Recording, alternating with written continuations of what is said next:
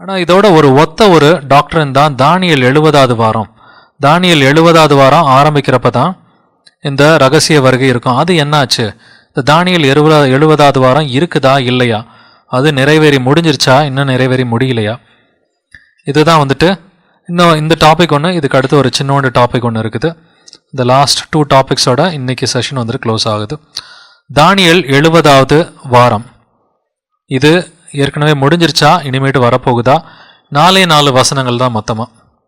தானியேல் 9வது அதிகாரம் 24 27 வசனங்கள்.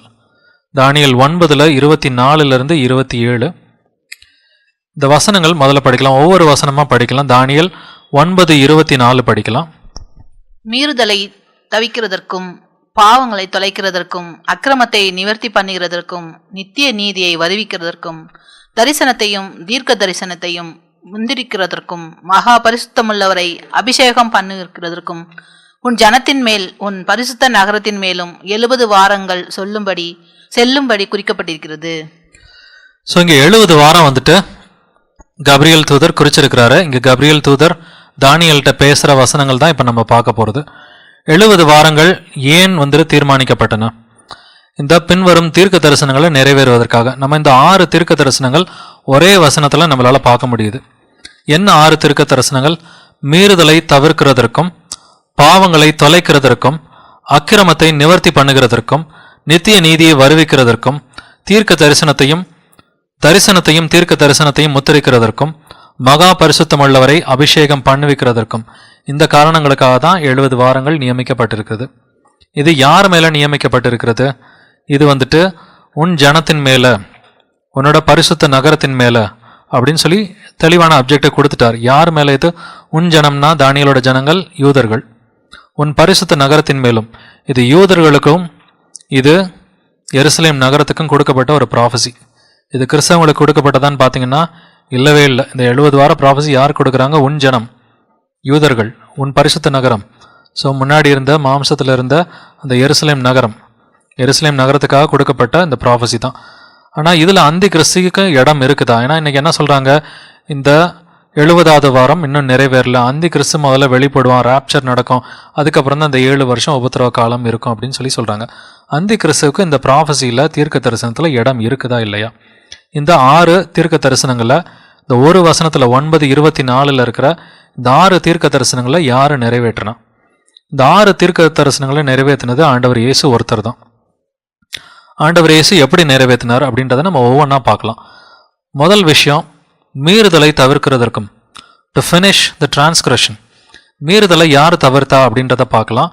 ஏசாயா 53:5 நம்முடைய மீறுதல்களின் நிமித்தம் அவர் காயப்பட்டு நம்முடைய அக்கிரமங்களின் நிமித்தம் அவர் நொறுக்கப்பட்டார், நமக்கு சமாதானத்தை உண்டு பண்ணும் ஆக்கினை அவர் மேல் வந்தது, அவருடைய தழும்புகளால் குணமாகிறோம். மீறுதல்களை யாரு தவிர்த்திருக்கிறா? ஆண்டவர் இயேசு தான் மீறுதல்களை தவிர்த்திருக்கிறார், அந்தி கிறிஸ்து கிடையாது. எபிரேயர் 9:15 ஆகையால் முதலாம் உடன்படிக்கையின் காலத்திலே நடந்த அக்கிரமங்களை நிவர்த்தி செய்யும் பொருட்டு அவர் மரணமடைந்து அழைக்கப்பட்டவர்கள் வாக்குத்தத்தம் பண்ணப்பட்ட நித்திய சுதந்திரத்தை அடைந்து கொள்வதற்காக புது உடன்படிக்கையின் மத்தியஸ்தராய் இருக்கிறார். இயேசு கிறிஸ்து தான் அக்கிரமங்களை நிவர்த்தி பண்ணியிருக்கிறார். அதாவது மீறுதல்களை அவர் தான் தவிர்த்திருக்கிறாரு, அந்தி கிறிஸ்து கிடையாது.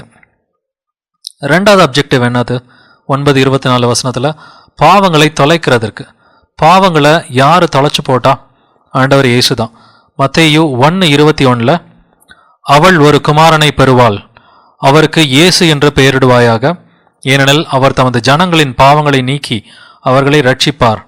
ஏசப்பா தான் நம்மளோட பாவங்களை நீக்கி நம்மளை ரட்சித்தார் அப்படின்னு சொல்லி வசனத்தில் தெளிவாக இருக்குது. எபிரேயர் 9:26 அப்படி இருந்ததானால் உலகம் உண்டானது முதற்கொண்டு அவர் அநேக தரம் பாடுபட வேண்டியதாய் இருக்குமே, அப்படி அல்ல, அவர் தம்மை தாமே பலியிடுகிறதுனாலே பாவங்களை நீக்கும் பொருட்டாக இந்த கடைசி காலத்தில் ஒரே தரம் வெளிப்பட்டார். அவர் எதற்காக வெளிப்பட்டார்? பாவங்களை நீக்கும் பொருட்டாக.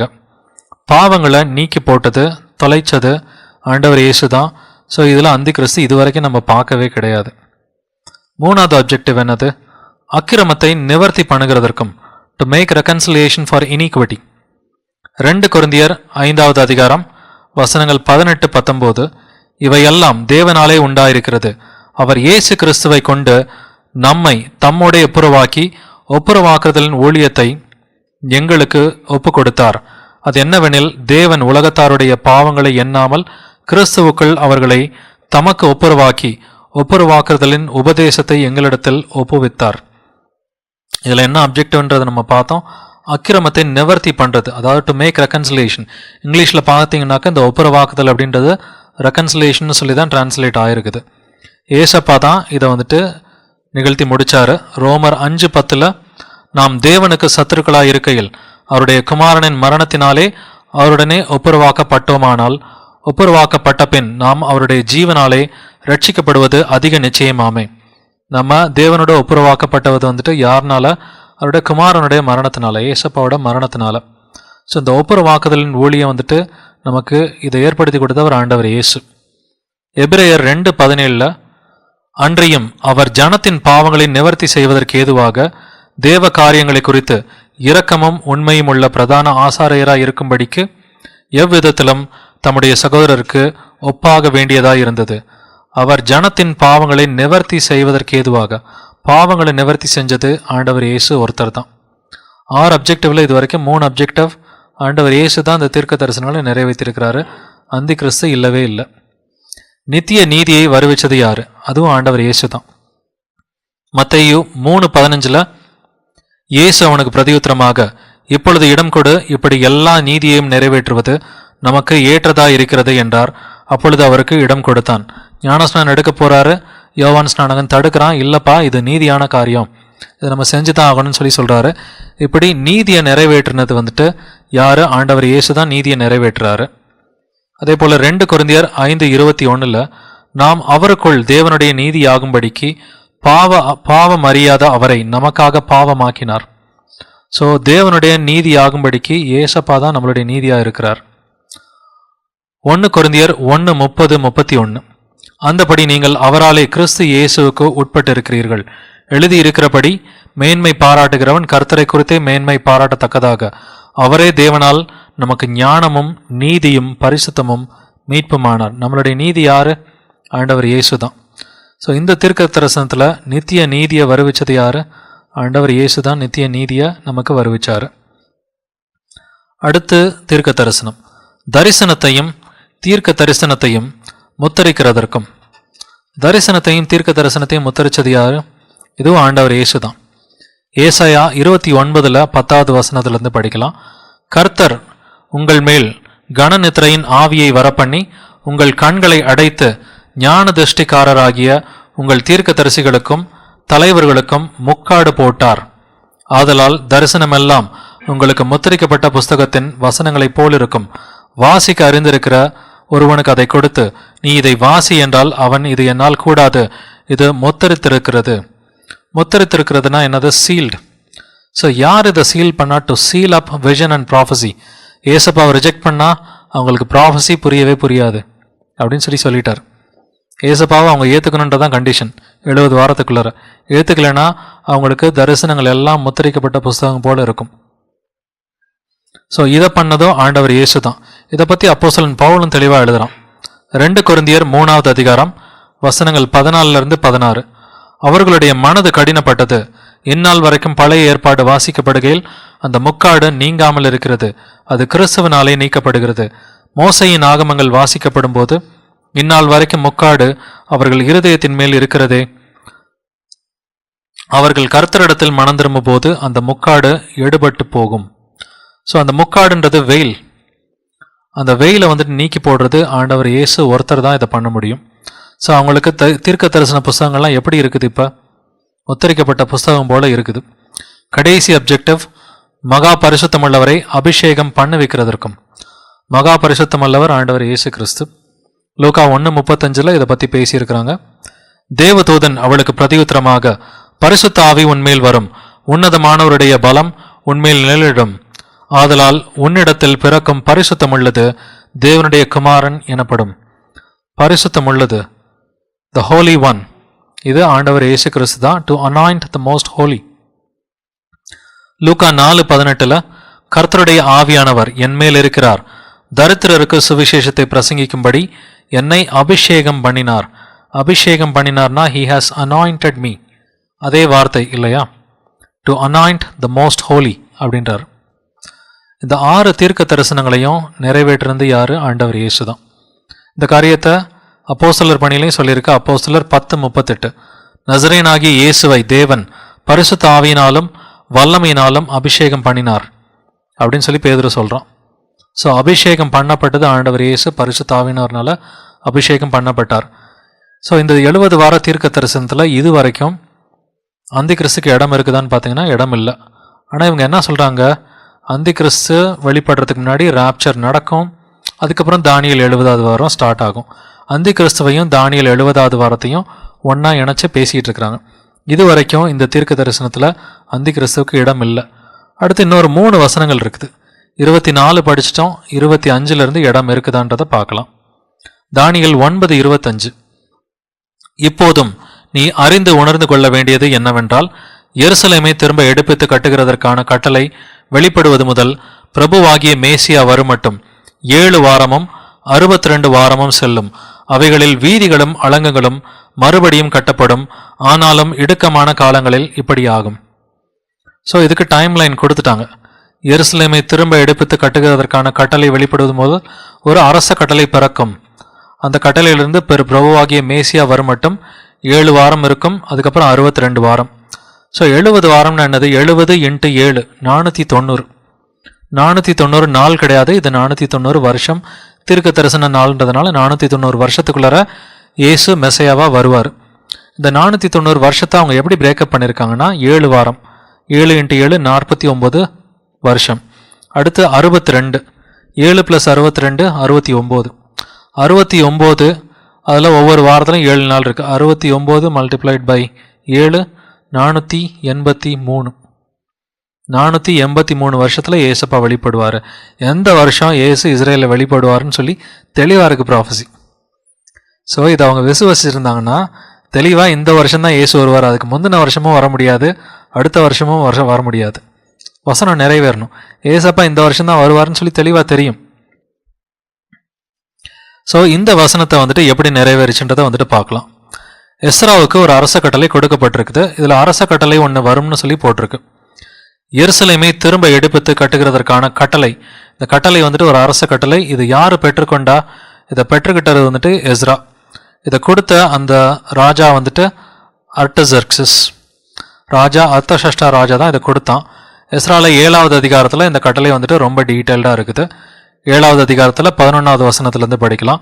கர்த்தருடைய கற்பனைகளின் வார்த்தைகளிலும் அவர் இஸ்ரவேலுக்கு கொடுத்த கட்டளைகளிலும் படித்து தேறின வேத பாரகனாகிய எஸ்ரா என்னும் ஆசாரியனுக்கு ராஜாவாகிய அர்த்தசஷ்டா கொடுத்த சன்னத்தின் நகலாவது, ராஜாதி ராஜாவாகிய அர்த்தசஷ்டா பரலோகத்தின் தேவனுடைய நியாய பிரமாணத்தை போதிக்கிற உத்தம வேத பாரகனாகிய எஸ்ரா என்னும் ஆசாரியனுக்கு பூரண சமாதானம் உண்டாக வாழ்த்தி எழுதுகிறது என்னவென்றால், நம்முடைய ராஜ்யத்தில் இருக்கிற இஸ்ரவேல் ஜனத்திலும் அதன் ஆசாரியரிலும் லேவியரிலும் உன்னோடு கூட எருசலேமுக்கு போக மனப்பூர்வமாயிருக்கிற யாவரும் போகலாம் என்று நம்மாலே உத்தரவாகிறது. பின்னும் நதிக்கு அப்புறத்திலிருந்து உன் தேவனுடைய நியாய பிரமாணங்களை அறிந்த சகல ஜனங்களையும் நியாயம் விசாரிக்கத்தக்க துறைகளையும் நியாயாதிபதிகளையும் எஸ்ராவாகிய நீ உன்னிலுள்ள உன் தேவனுடைய ஞானத்தின்படியே ஏற்படுத்துவாயாக. அந்த பிரமாணங்களை அறியாதவர்களுக்கு அவைகளை உபதேசிக்க கடவாய். எஸ்ராவுக்கு ஒரு முக்கியமான அரச கட்டளை வந்துட்டு இங்கே ராஜா கொடுக்குறாரு. அதில் என்ன கொடுக்குறாரு? You can set magistrates and judges. இதில் தான் வந்துட்டு அந்த ஊரை வந்துட்டு எழுப்பி கட்டுற அந்த அரச கட்டளை பிறந்திருக்குது. இது எந்த வருஷம் இந்த அரச கட்டளை பிறந்துச்சுன்னு பார்த்தீங்கன்னா கிமு 457 457 BC. இதோட எத்தனை வருஷத்தை நம்ம சேர்க்கணும்? 69 வாரங்கள். 7 வாரமும் 62 வாரமும், 7 62 69, அதாவது 483 வருஷத்தை நீங்கள் சேர்த்து பார்த்தீங்கன்னா ஏசப்பா எந்த வருஷம் வெளிப்படணும்? 27 கிபி 27 ADயில் ஏசப்பா இஸ்ரேலில் மெசையாவை வெளிப்படணும். வெளிப்பட்டாரா? வெளிப்பட்டார். எப்படின்றத பார்க்கலாம். இதோ தேவ ஆட்டுக்குட்டி அப்படின்னு சொல்லி இன்ட்ரடியூஸ் பண்ணுறான் யோவான் ஸ்நானகன். அவருக்கு என்ன வயசுன்றதை பார்க்கலாம். ஏசப்பா 4 BCயில் பிறந்தார். அவர் 30 வயசு இருக்கிறப்ப ஞானஸ்நானம் எடுத்தாருன்றதை பார்க்குறோம். அவர் ஞானஸ்நானம் எடுத்த வருஷம் 27 ADயில். அவருக்கு 30 வயசில் ஞானஸ்நானம் எடுத்தாருன்னு எங்கே இருக்குது? லூக்கா 3:23. அப்பொழுது இயேசு ஏறக்குறைய 30 வயதுள்ளவராய் இருந்தார். ஸோ 30 வயசு அப்படின்னு சொல்லி வசனத்தில் தெளிவாக இருக்குது. அவர் 27 வெளிப்பட்டார். வெளிப்பட்டதுனால தான் வந்துட்டு அந்த வருஷத்தில் கேள்வி கேட்குறாங்க. யாரை பார்த்து கேள்வி கேட்குறாங்க? யோவானுக்கு ஆள் அனுப்பி, ஏன்பா நீ தான் மெசையாவான்னு சொல்லி கேள்வி கேட்குறாங்க. அவன் நான் கிடையாதுன்னு சொல்லி சொல்கிறான். அதுக்கு முந்தின வருஷமும் யார்கிட்டையும் கேட்கல, அதுக்கு அடுத்த வருஷமும் யார்கிட்டையும் கேட்கல. அந்த வருஷத்தில் தான் கேட்குறாங்க. அவனுக்கு தெரியும் மெசையா அந்த வருஷம் தான் வரணும்னு சொல்லி. 1 வருஷமோ 2 வருஷமோ முன்ன பின்ன வரத்துக்கு வாய்ப்பு இல்லை. ப்ராஃபஸி ரொம்ப தெளிவாக இருக்குது. நமக்கே புரியுதுன்னா இஸ்ரவேலில் ஆராய்ச்சி பண்ணி மெசையா வருவார்னு தேடிட்டு இருந்தவனுக்கு கண்டிப்பாக புரிஞ்சிருக்கும். ஆனால் வேணும்னே அவன் கோட்டை விட்டுட்டான். 27 AD அவர் வந்து முதல்ல என்ன சொல்கிறாருன்னு பாருங்கள். மார்க்கு சுவிசேஷத்தில் அவர் முதல்ல சொல்கிற வார்த்தை என்னது? காலம் நிறைவேறிற்று. என்ன காலம்? உங்களுக்கு கொடுத்த 70 வாரம் காலம் முடிய போகுது. நீ என்ன ஏற்றுக்கோ, மெசையாவை ஏற்றுக்கிட்டேன்னா நீ தப்பிச்சுக்குவ, இல்லாட்டினா உனக்கு நியாய தீர்ப்பு வரப்போகுது. இதைத்தான் காலம் நிறைவேறிட்டுன்னு சொல்கிறார். பைபிளில் ஒவ்வொரு வார்த்தைக்கும் ஒரு அர்த்தம் இருக்குது. அவர் காலம் நிறைவேறிட்டுன்னு சொல்கிறாருன்னா என்ன காலத்தை சொல்கிறார்? 5000 வருஷம் நிறைவேறிச்சு, 4000 வருஷம் நிறைவேறிச்சுன்னு அவர் சொல்லலை. உனக்கு கொடுத்த அந்த 70 வாரம் நிறைவேறிற்று, இது முடிய போகுது, இன்னும் வந்துட்டு இத்தனை வருஷத்துக்குள்ளார நீ வந்துட்டு ஏற்றுக்க அப்படின்னு சொல்லி சொல்கிறாரு. தானியேல் 9:26 பார்க்கறதுக்கு முன்னாடி, இது வரைக்கும் அந்தி கிறிஸ்துக்கு எங்கிட்டாவது இடம் இருக்குதா இந்த ப்ராஃபஸியில்? எங்கேயுமே தீர்க்க தரிசனத்தில் இடம் இல்லை. 9:26 பார்க்கலாம். இன்னும் 2 வசனங்கள் தான். அந்த 62 வாரங்களுக்கு பின்பு மேசியா சங்கரிக்கப்படுவார். ஆனாலும் தமக்காக அல்ல, நகரத்தையும் பரிசுத்த ஸ்தலத்தையும் வரப்போகிற பிரபுவின் ஜனங்கள் அழித்து போடுவார்கள். அதன் முடிவு ஜல பிரவாகம் போல இருக்கும். முடிவு பரியந்தம் யுத்தமும் நாசமும் உண்டாக நியமிக்கப்பட்டது. ஸோ அவர் வந்துட்டு கடைசி 1 வாரத்தில் சங்கரிக்கப்படுவார் அப்படின்னு சொல்லி வசனத்தில் இருக்குது. அந்த 62 வாரங்களுக்கு பின்பு அவர் சங்கரிக்கப்பட்டாரா? ஆமாம், சங்கரிக்கப்பட்டார். தமக்காக அல்ல அப்படின்னு சொல்லி தெளிவாக இருக்குது. ஏசாயா 53:8 இதே வார்த்தை இருக்குது. Messiah shall be cut off. Same word, cut ஆஃப்ன்ற வார்த்தை இருக்குது. ஜீவனுள்ளோருடைய தேசத்திலிருந்து அறுப்புண்டு போனார். ஏசாயா 53:8 இங்கிலீஷில் ரொம்ப ஸ்பெசிஃபிக்காக இருக்குது. For he was cut off from the land of the living. அதே வார்த்தை பார்த்தீங்கன்னா தானியேல் 9:26 இருக்குது. Messiah shall be cut off. இங்கே எங்கேயாவது அந்தி கிறிஸ்துக்கு இடம் இருக்குதா? எங்கேயுமே இல்லை. ஆனால் நகரத்தையும் பரிசுத்த ஸ்தலத்தையும் அழிக்கும் இந்த பிரபு யார்? இது அந்தி கிறிஸ்துவா? யார் வந்துட்டு எருசலேமா அழிச்சா? எருசலேமா கிபி 70 டைட்டஸ் அழிச்சான். டைட்டஸ் யாரு? அவன் வந்துட்டு சீசர் ராஜா, ராயனோட பிள்ளை. ராயனோட பிள்ளைன்னா அவன் யாரு? அவன் பிரின்ஸ், பிரபு. இங்கிலீஷில் நீங்கள் பார்த்தீங்கன்னா, அந்த people of the prince who is to come shall destroy the city and the sanctuary. தெளிவாக ஆவியானவர் கொடுத்துருக்கிறாரு. பிரின்ஸ்ன்னு சொல்லி, கிங்னு சொல்லலை, அவனை ஜென்ரல்னு சொல்லலை, பிரின்ஸ்ன்னு சொல்லி ஆவியானவர் கொடுத்துருக்கிறாரு. ஸோ டைட்டஸ் ஒரு பிரின்ஸா இல்லையா? அவன் கிங் வெஸ்பேசியனோட மகன், பிரின்ஸாக தான் அப்போ இருந்திருக்கிறான். இது அந்தி கிறிஸ்து கிடையாது. இந்த பிரின்ஸ் டைட்டஸ் ராஜா, வெஸ்பேசியன் அவன் தான் ராயனாக இருக்கிறான். சீசர் அவனுடைய மகன் என்பதால் அவனை பிரபு, பிரின்ஸ்ன்னு சொல்லி சொல்லியிருக்கிறார். இந்த பிரபு அந்தி கிறிஸ்துவ குறிக்குதா? இல்லவே இல்லை. இந்த பிரபு அந்தி கிறிஸ்துவ குறிக்கல. அவன் ஒரு சாதாரண ஒரு பிரபு, அவ்வளோதான். இந்த பிரபு அந்தி கிறிஸ்துன்னு சொல்லி இன்னைக்கு நிறைய மாய்மாலம் பண்ணி இன்னைக்கு போதகம் பண்ணிக்கிட்டு இருக்கிறாங்க. அந்தி கிறிஸ்துவ தானியேல் புஸ்தகத்தில் நம்ம எப்படி பார்க்குறோம்? சின்ன கொம்புன்னு சொல்லி தான் ஆவியானவர் உருவகப்படுத்தி இருக்கிறாரு.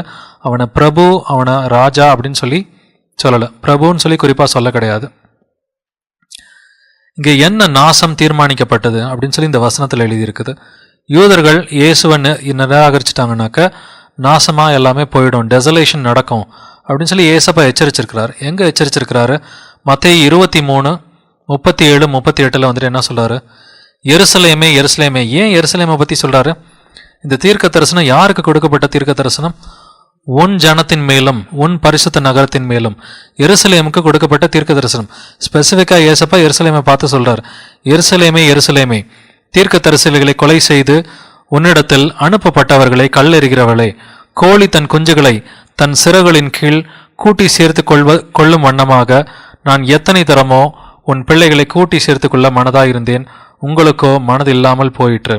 இதோ உங்கள் வீடு உங்களுக்கு பாழாக்கி விடப்படும். அதே வார்த்தை டெசலேட், பாழாக்கி விடப்படும். அதே வார்த்தை தானியேலில் யூஸ் பண்ண அதே வார்த்தையை ஏசப்பா சொல்றார். நீங்கள் பாழா போயிடுவீங்க என்னை ஏற்றுக்கலன்னா அப்படின்னு சொல்லி சொல்கிறாரு. அவர் சொன்ன மாதிரியே அது நடந்துச்சு. கடைசி வசனத்துக்கு வரலாம் 70 வார ப்ராஃபஸியில். தானியேல் 9:27 அவர் ஒரு வாரம் அளவும் அநேகருக்கு உடன்படிக்கையை உறுதிப்படுத்தி அந்த வாரம் பாதி சென்றபோது பழியையும் காணிக்கையும் ஒழிய பண்ணுவார். அருவருப்பான சட்டைகளோடு பாழாக்குகிறவன் வந்து இறங்குவான். நிர்ணயிக்கப்பட்டிருக்கிற நெர்மூலம் பாழாக்குகிறவன் மேல் தீர் மட்டும் சொரியும் என்றான். அவர் ஒரு வாரம் அளவும் அநேகருக்கு உடன்படிக்கையை உறுதிப்படுத்தி. இந்த வார்த்தை என்ன சொல்றாங்க? இன்னைக்கு அந்தி கிறிஸ்து யூதர்களோடு ஒரு வாரம், அதாவது 7 வருடம் உடன்படிக்கை போடுவான். அந்த உடன்படிக்கை பாதி சென்ற போது அந்த உடன்படிக்கையை மீறி 3ஆம் ஆலயத்தில் போய் தன்னை தேவன் சொல்லி காண்பிப்பான். இங்க அவன் இருக்குதா அவர்னு இருக்குதா? அவர்னா அவர் யார்? அவரு கர்த்தர். அவரு இங்க மெசையாவை தான், இங்க வந்துட்டு இயேசுவை தான் அவர் அப்படின்னு சொல்லியிருக்குது. அவர் என்றாலே ஆதி ஆகமத்திலிருந்து வெளிப்படுத்தல் விசேஷம் வரைக்கும் ஏசப்பாவோ இல்லை ஆவியானவரோ இவங்கள தான் அவர். மற்றவங்க எல்லாமே அவன் தான். அவர் ஒரு வாரம் அளவும் அநேகருக்கு உடன்படிக்கை உறுதிப்படுத்தி. உடன்படிக்கை யார் போட்டா? ஏசப்பா தான் உடன்படிக்கை போட்டார். அவர் பாஸ்கா அன்னைக்கு வந்துட்டு என்ன பண்றாரு?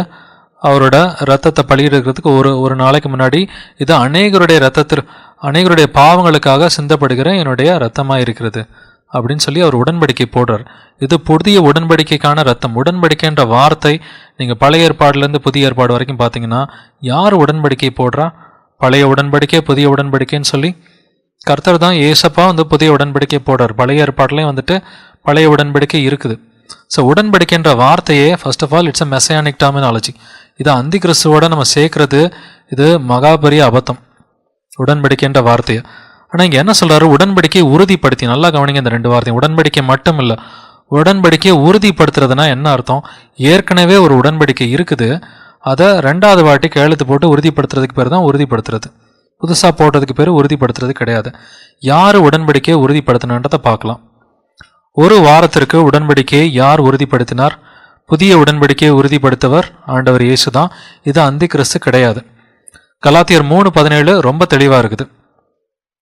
ஆதலால் நான் சொல்லுகிறது என்னவெனில், கிறிஸ்துவை முன்னிட்டு தேவனால் முன் உறுதி பண்ணப்பட்ட உடன்படிக்கையை 430 வருஷத்திற்கு பின்பு உண்டான நியாயப்பிரமாணமானது தள்ளி வாக்குத்தத்தத்தை வியர்த்தமாக்க மாட்டாது. முன் உறுதி பண்ணப்பட்ட உடன்படிக்கை, அதே 2 வார்த்தை. உறுதி பண்ணப்படுறது உடன்படிக்கை. இங்கே பார்த்தீங்கன்னாலும் உடன்படிக்கையை உறுதிப்படுத்தி. இங்கிலீஷில் பார்த்தா டு கன்ஃபார்ம் அ கவனன்ட் அப்படின்னு சொல்லி வருது. இந்த கலாத்தியர் 3:17 இங்கிலீஷில் பார்த்தீங்கன்னா த கவனன்ட் தட் வாஸ் கன்ஃபார்ம்ட். அதே வார்த்தைகள் தமிழ்லையும் இங்கிலீஷ்லையும். உடன்படிக்கையை உறுதிப்படுத்தினது ஆண்டவர் இயேசு. இது அந்தி கிறிஸ்து உடன்படிக்கை போடுவான்றது இது பெரிய கள்ள போதகமாக இருக்குது. மத்தேயு 26:28 இயேசு என்ன சொல்றாரு? பாவ மன்னிப்பு உண்டாகும்படி அநேகருக்காக சிந்தப்படுகிற புது உடன்படிக்கைக்குரிய என்னுடைய இரத்தமாக இருக்கிறது. யார் உடன்படிக்கை போட்டா? ஆண்டவர் இயேசு தான்.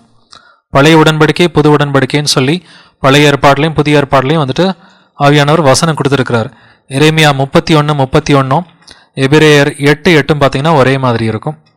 எரேமியா 31:31 இதோ நாட்கள் வரும் என்று கர்த்தர் சொல்லுகிறார், அப்பொழுது இஸ்ரவேல் குடும்பத்தோடும் யூதா குடும்பத்தோடும் புது உடன்படிக்கை பண்ணுவேன். புது உடன்படிக்கை இது ஏசப்பாவோட டெர்மினாலஜி. இதை அந்தி கிறிஸ்துவுக்கு கொடுக்கறது இது பெரிய தவறான ஒரு விஷயம். எபிரேயர் 8:8 அவர்களை குற்றப்படுத்தி அவர்களை நோக்கி, இதோ கர்த்தர் சொல்லுகிறது என்னவெனில் இஸ்ரவேல் குடும்பத்தோடும் யூதா குடும்பத்தோடும் நான் புது உடன்படிக்கையை ஏற்படுத்தும் காலம் வருகிறது. உடன்படிக்கை பண்ணது ஆண்டவர் இயேசு. எபிரேயர் 8:13 புது உடன்படிக்கை என்று அவர் சொல்லுகிறதுனாலே முந்தினதை பழமையாக்கினார். பழமையானதும் நாள்பட்டதுமாயிருக்கிறது, உருவழிந்து போக காலம் சமீபத்திருக்கிறது. ஸோ உடன்படிக்கை போட்டது ஆண்டவர் இயேசு தானே ஒழிய இது அந்தி கிறிஸ்து இஸ்ரவேல் தேசத்தோட உடன்படிக்கை போடுவான். இது அவர் அப்படின்னு சொல்லி வந்திருக்க. அவர் என்றால் இது ஆண்டவர் இயேசு. அந்த வாரம் பாதி சென்ற போது பலியையும் காணிக்கையும் ஒழிய பண்ணுவார். பலியையும் காணிக்கையும் யார் ஒழிய பண்ணினது? ஆண்டவர் இயேசு தான்.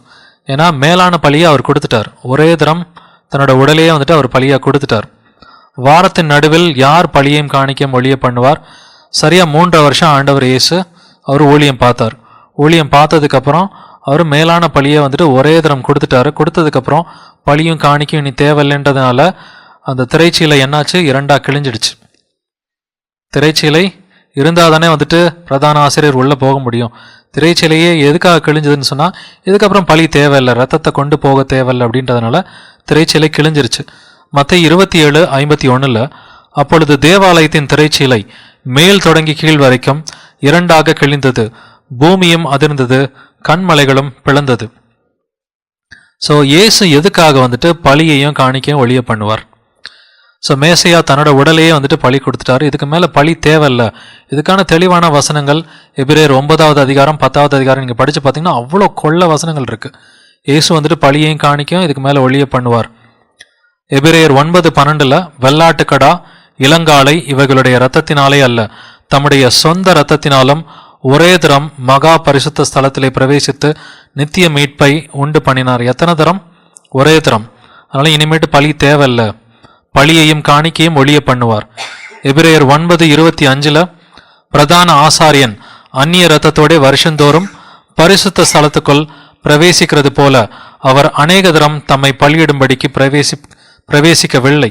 அவர் நிறைய தடவை தன்னை பலியிடணும்னு சொல்லி அவசியம் கிடையாது, ஒரு பலி போதுமானதுன்னு சொல்லி வசனம் தெளிவாக இருக்குது.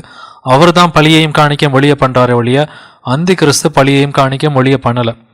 எபிரேயர் 9:26 அப்படி இருந்ததானால் உலகம் உண்டானது முதற்கொண்டு அவர் அநேக தரம் பாடுபட வேண்டியதா இருக்குமே, அப்படி அல்ல, அவர் தம்மை தாமே பலியிடுகிறதுனாலே பாவங்களை நீக்கும் பொருட்டாக இந்த கடைசி காலத்திலே எத்தனை தரம்? ஒரே தரம் வெளிப்பட்டார். எபிரேயர் 9:28 திரும்பவும் ஒரே தரம் பலியிடப்பட்டு ஒரு பலி போதுமானது. எபிரேயர் 10:10 எத்தனை வாட்டி? ஒரே தரம் பலியிடப்பட்டதினாலே. எபிரேயர் 10:12 ஒரே பலியை சிங்குலராக இருக்குது, ஒன்ஸ், ஒன் அப்படின்ற வார்த்தை அடிக்கடி வருது. எபிரேயர் 10:14 ஒரே பலியினாலே, ஒரே பலி, ஒரே பலி. எபிரேயர் 10:18 இவைகள் மன்னிக்கப்பட்டது உண்டானால் இனி பாவத்து நிமித்தம் பலி செலுத்தப்படுவது இல்லையே. அவர் பலி கொடுத்துட்டதுனால இனிமேட்டு பலி தேவையில்லை, பலியையும் காணிக்கையும் அவர் தான் ஒழிய பண்ணுவாரே ஒழிய இது அந்தி கிறிஸ்துவோட வேலை கிடையாது.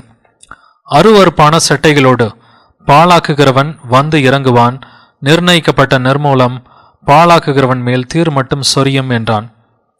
ஸோ இந்த பாழாக்கும் அருவருப்பை குறித்து ஆண்டவர் இயேசு பேசியிருக்கிறாரா இல்லையா? பேசியிருக்கிறாரு. மத்தேயு 24:15-16 வசனத்தில் பேசியிருக்கிறாரு. மேலும் பாழாக்குகிற அருவருப்பை குறித்து தானியேல் தீர்க்கதரிசி சொல்லியிருக்கிறானே, வாசிக்கிறவன் சிந்திக்க கடவன், நீங்கள் அதை பரிசுத்த ஸ்தலத்தில் நிற்க காணும்போது யூதேயாவில் இருக்கிறவர்கள் மலைகளுக்கு ஓடி போக கடவீர்கள். அது எங்க நிற்குமா? பரிசுத்த ஸ்தலமா, மகா பரிசுத்த ஸ்தலமா? பரிசுத்த ஸ்தலம். இஸ்ரேல் தேசமே பரிசுத்த ஸ்தலம்னு சொல்லி தான் வந்துட்டு சொல்லப்பட்டிருக்குது. பரிசுத்த ஸ்தலத்தில் அதை காண்பீர்கள். யாராவது ஒரு சாதாரண மனுஷன் எருசலேம் ஆலயத்துக்குள்ளார என்ன நடக்குதுன்னு பார்க்க முடியுமா? அங்கே ஒரு சிலையை நட்டு வச்சாக்க ஒரு சாதாரண மனுஷனால் பார்க்க முடியுமா? பார்க்கவே முடியாது. ஆனால் நீங்கள் அதை காணும் பொழுது அப்படின்னு சொல்லி அவர் சீஷர்கள்ட்டையும் அப்போஸ்தலர்கள்ட்டையும் சொல்கிறார். ஸோ அப்போஸ்தலர்களால் இதை பார்க்க முடியும், சீஷர்களால் இந்த பாழாக்கும் அருவருப்பை பார்க்க முடியும்னு சொல்லி அவர் சொல்கிறார். என்ன இந்த பாழாக்கும் அருவருப்பு? லூக்கா 21:20 பேரலல் டெக்ஸ்டிங் இருக்குது. எருசலேம் சேனைகளால் சூழப்பட்டிருப்பதை நீங்கள் காணும் பொழுது, அங்கே என்ன சொல்கிறாரு? மத்தேயு 24:15 மேலும் பாழாக்குகிற அருவருப்பை குறித்து தானியேல் தீர்க்கதரிசி சொல்லியிருக்கிறானே, வாசிக்கிறவன் சிந்திக்க கடவன், நீங்கள் அதை பரிசுத்த ஸ்தலத்தில் நிற்க காணும் பொழுது அப்படின்றாரு. இதோட பேரலல் டெக்ஸ்ட் எருசலேம் சேனைகளால் சூழப்பட்டிருப்பதை நீங்கள் காணும் பொழுது. ஸோ ரோமர்களுடைய சேனைகள் இவங்களுக்கு அருவருப்பான ஒரு விஷயம். எருசலேம் மக்களுக்கு இது ஒரு அருவருப்பான விஷயம், அதனால தான் நீங்கள் காணும் பொழுது அப்படின்னு சொல்லி சொல்றாரு. இது வரைக்கும் எங்கேயாவது ஒரு இடத்துல நம்ம அந்த 70 வார ப்ராஃபஸியில் அந்தி கிறிஸ்து இருக்கிறான்றதை பார்த்தோமா? எங்கேயுமே அந்தி கிறிஸ்து வந்துட்டு கிடையாது. இப்படி இருக்கிறப்ப அந்தி கிறிஸ்து வெளிப்படுவான். அந்தி கிறிஸ்து வெளிப்பட்ட பிறகு ராப்சர் நடக்கும். அதுக்கப்புறம் ராப்சருக்கு அப்புறம் தானியேல் 70வது வாரம் நிறைவேறும். இப்படின்றது எல்லாமே பக்கா கள்ள போதகம். தானியேல் 70வது வாரம் ஏற்கனவே நிறைவேறி முடிஞ்சிருச்சு. எப்போ நிறைவேறி முடிஞ்சிருச்சு? இது வந்துட்டு 4 BCயில் ஆண்டவர் இயேசு பிறந்தார். 27 அவருக்கு 30 வயசாக இருந்துச்சு. அவர் 27 AD அவர் வெளிப்பட்டப்ப எத்தனை வாரங்கள் முடிந்திருக்கணும்? 69 வாரங்கள் முடிந்திருக்கணும். அதாவது 483 வருஷம். அதுக்கப்புறம் 7 வருஷம் பாக்கி இருக்குது. 7 வருஷத்தில் அந்த வாரம் பாதி சென்ற பொழுது தான் அவர் மெசியா சங்கரிக்கப்படணும். அவர் 3 வருஷம் ஊழியம் பார்க்குறாரு. 3 வருஷம் ஊழியம் பார்த்து எந்த வருஷம் அவர் சங்கரிக்கப்படுறாரு? 30 AD. கிபி 30 அவர் சங்கரிக்கப்படுறாரு. அவர் மரித்து அடக்கம் பண்ணப்பட்டு உயிர் தர்றாரு. அதுக்கப்புறம் ஒரு 3 வருஷம் பாக்கி இருக்குது. அந்த 3 வருஷத்தில் வந்துட்டு அப்போஸ்தலர்கள் அதை நிறைவேற்றுறாங்க. அப்போஸ்தலர்கள் என்ன பண்ணுறாங்க? அந்த 3 வருஷம் வெளியில் புறஜாதிகள் பட்டணத்துக்கு எங்கேயும் போகாமல் எருசலேமுக்கு மட்டும்தான் அவங்க சுவிசேஷத்தை அறிவிக்கிறாங்க. எப்போ புறஜாதிகள்கிட்ட போகிறாங்க? ஸ்டீஃபன் கொல்லப்பட்ட பிறகு தான். இங்கே அப்போஸ்தலர் பணி முதல்ல 7 அதிகாரம் படித்து பார்த்தீங்கன்னா இவங்க எங்கேயாவது புறஜாதி பட்டணத்துக்கு போனாங்களா? போகலை. ஆனால் ஆண்டவர் இயேசு என்ன சொல்கிறாரு? நீங்கள் உலகமெல்லாம் சென்று சகல ஜாதிகளுக்கும் சுவிசேஷத்தை பிரசங்கிங்கள்னு சொல்லி அவர் சொல்லிட்டார். நோ எக்ஸப்ஷன்ஸ், எல்லாத்துக்கிட்டே போங்கன்ட்டார். ஆனால் இவங்க போனாங்களா? போகலை. ஏன்னா தானியேல் 70வது வாரம் முடியணும். தானியேல் 70வது வாரம் என்ன கண்டிஷன்? உன் ஜனத்தின் மேலும் உன் பரிசுத்த நகரத்தின் மேலும் கண்டிஷன் அதுதான். ஸோ 70வது வாரம் முடிகிற வரைக்கும் அவங்க வந்துட்டு வெளியில் போகலை. இது ஸ்டீஃபன் கொல்லப்படுறதோடு இந்த 70வது வாரம் முடியுது. அதுக்கப்புறம் அடுத்த அதிகாரத்தில் பிலிப் எங்கே இருக்கிறான்? சமாரியாவில் இருக்கிறான். ஸோ புறஜாதி பட்டணத்துக்கு சுவிசேஷம் புறப்படுது. தானியேல் 70வது வாரத்தில் அந்தி கிறிஸ்துவுக்கு எந்த ஒரு இடமும் கிடையாது. இதை முழுக்க முழுக்க நிறைவேற்றினது ஆண்டவர் இயேசு ஒருத்தர் தான். இதுக்கும் அந்தி கிறிஸ்துக்கும் எந்த ஒரு சம்மந்தமும் கிடையாது. இது ஏற்கனவே முடிஞ்சிருச்சு. இதோட முடிவு 34 AD. இதோட முடிவு 34 AD வந்துட்டு இது முடியுது. தொடக்க காலகட்டத்தையும் பார்த்தா 457 BC. 457 BCலேருந்து 34 ADயோட இது 70வது வாரம் முடிஞ்சு போயிடுச்சு. இனிமேட்டு கிளாக் நின்று போச்சு. இடையில வந்துட்டு 2000 வருஷம் வந்துட்டு இன்சர்ட் பண்ணுறாங்க. 69 70னா என்னங்க அர்த்தம்? எல்லாருமே கணக்கு படிச்சிருக்கிறோம். நம்ம வீட்டில் சின்ன பிள்ளைகளுக்கு கணக்கு சொல்லித்தரோம். 69க்கு அப்புறம் 70 தான் வரும். 69க்கு அப்புறம் 2000 வருஷத்தை போட்டு அதுக்கப்புறம் தான் 70ன்னு சொன்னால் அது கணக்கா? 2000 வருஷத்துக்கு எத்தனை வாரம் இருக்குதுன்னு யோசிச்சு பார்த்தீங்கன்னா 1,04,000 வாரம் இருக்குது. 1,00,000 வாரத்தை இடையில இன்சர்ட் பண்ணி அதுக்கு முன்னாடி 69 வாரம், அதுக்கப்புறம் 70வது வாரம்னா இது 70 வாரமா? உண்மையிலே இது 70 வாரமே கிடையாது. பேசிக் மேத்தமேட்டிக்கலாக பார்த்தா லாஜிக்கே இதில் கிடையாது. ஆனால் வசனங்களை நம்ம வந்துட்டு தெளிவாக பார்த்துட்டோம். 70வது வாரம் இனிமேட்டு நிகழப்போவது கிடையாது. அது ஏற்கனவே நிகழ்ந்து முடிஞ்சிருச்சு.